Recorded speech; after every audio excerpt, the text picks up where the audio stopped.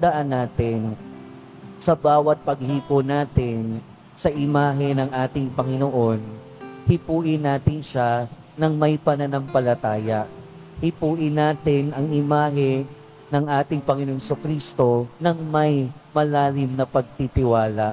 Dahil higit sa paghawak, higit sa paghipo, ang mas importante ay ang pananampalataya na merong pagtitiwala. At kung tayo ay humahawak sa Kanya, hayaan nating hawakan din tayo ng ating Panginoon sa pamamagitan ng ating pananampalataya at panalangin.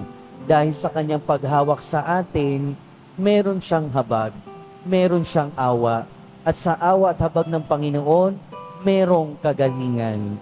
At kung merong kagalingan, merong pagpapanumbalik. Pagpapanumbalik, hindi lang ng lakas, pero pagpapanumbalik pati ng ating buhay, pati ng ating ugnayan sa ating Panginoon at sa ating kapwa. Amen.